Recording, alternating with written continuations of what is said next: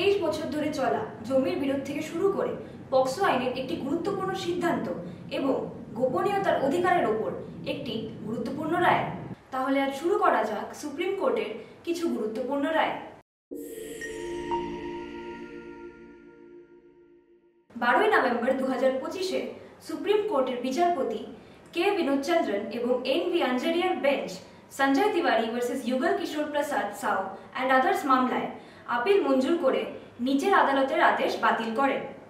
আদালত আবারও civil procedure কোডের কড়া নিয়ম স্পষ্ট করে দেন। এই বিতর্ক শুরু হয় 2 ডিসেম্বর 2002 সালের এক মৌখিক চুক্তি থেকে। বাদী সঞ্জয় তিওয়ারির দাবি, তিনি 0.93 একর জমি কেনার জন্য বিবাদী নাম্বার 1 এর কাছে ডিমান্ড ড্রাফটের মাধ্যমে পুরো টাকা দেন। তার বক্তব্য, তার জমির দখল পুরোপুরি তার কাছে ছিল এবং তিনি বাউন্ডারি বলেও তার জমি তৈরি করেন। পরে মামলায় যুক্ত হওয়া বিবাদী নম্বর 2 ও 3 দাবি করেন যে একই জমির 50 ডেসিমেল অংশের দাম তাদেরও ছিল। তার জন্য তারা বিবাদী নাম্বার 1 এর ওপর কাউন্টার ক্লেম করে পুরো 0.93 জমির একর তাদের নিজের নামে দাবি করেন। ট্রায়াল কোর্ট এবং হাইকোর্ট উভয়ে কাউন্টার ক্লেমের বিরুদ্ধে এই মামলাটি গ্রহণ করেন, কিন্তু সুপ্রিম কোর্ট এতে তীব্র আপত্তি জানান। সুপ্রিম কোর্টের মূল বক্তব্য, অর্ডার 8 রুল 6 এ সিপিসি অনুযায়ী কাউন্টার ক্লেম শুধু বাদীর বিরুদ্ধে করা যায়, সহবিবাদীর বিরুদ্ধে নয়। বিবাদী নাম্বার 2 ও 3-কে মামলায় যুক্ত করা ঠিক ছিল, কিন্তু তাতে তাদের বিবাদী নাম্বার 1 এর ওপর কাউন্টার ক্লেম করা অধিকার তৈরি হয় না। কাউন্টার ক্লেম অনেক দেরিতে দাখিল হয় 2002 সালে এবং এটি সময়সীমার অনেক বাইরে। দাবি সময়তীর্ণ হওয়ায় নতুন মামলা পেশ করার অধিকারও সুপ্রিম কোর্ট দেয়নি।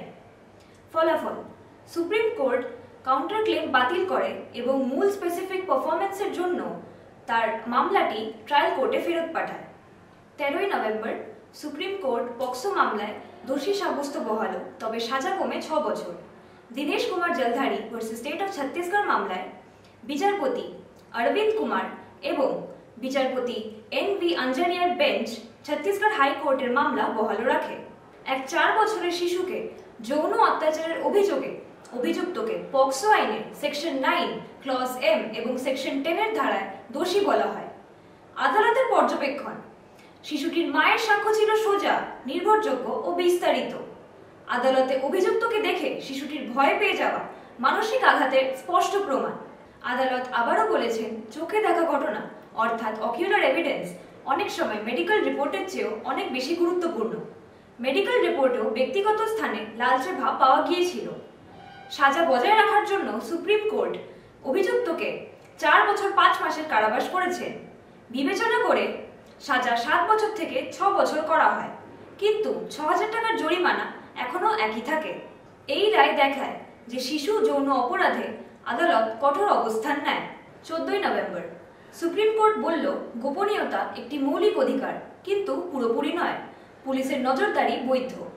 Govinda versus state of Haryana মামলায় বিচারপতি কে ম্যাথিউ এবং বিচারপতি এ আলাগিরিস্বামী গোপনীয়তার অধিকার ও পুলিশের নজরদারির ওপর একটি বড় সিদ্ধান্ত রায় পেশ করেন। গোবিন্দ, যাকে হ্যাবিচুয়াল অফেন্ডার বলা হয়েছিল, পাঞ্জাব পুলিশ রুলস 1934 এর 855 ও 856 অধীনে নজরদারির সম্মুখীন হতে হয়েছিল। এতে ছিল বাড়িতে গিয়ে খোঁজ নেওয়া, নিয়মিত জিজ্ঞাসাবাদ এবং বিস্তারিত ইতিহাস শীট তৈরি। তিনি দাবি করেন এসব তার গোপনীয়তা ও স্বাধীনতা অর্থাৎ আর্টিকেল 19 ক্লজ 1 সাবক্লজ D এবং ব্যক্তি স্বাধীনতা অর্থাৎ আর্টিকেল 21 লঙ্ঘন করেছে। সুপ্রিম কোর্ট আবেদন খারিজ করলেও একটি ঐতিহাসিক ঘোষণা দেয়। গোপনীয়তা আর্টিকেল 21 এর একটি অংশ এবং একটি মৌলিক অধিকার, কিন্তু এটি সম্পূর্ণ অধিকার নয়। জনশৃঙ্খলা ও অপরাধ নিয়ন্ত্রণের জন্য যুক্তিসঙ্গত সীমাবদ্ধতা দেওয়া যায়। নিয়মগুলো বৈধ, তবে নজরদারি হতে হবে সীমিত, অনুপাতযুক্ত ও হস্তক্ষেপমূলক নয়। এই রায় ভারতের ভবিষ্যতের জন্য গোপনীয়তার ওপর একটি ভিত্তি গড়ে দিয়ে যায়। এভাবেই এই সপ্তাহের বিচারগত গুরুত্বপূর্ণ সিদ্ধান্তগুলো শেষ হলো। ভিডিওটি ভালো লেগে থাকলে লাইক, কমেন্ট এবং আমাদের ল টাইমস চ্যানেলটিকে সাবস্ক্রাইব করতে ভুলবেন না।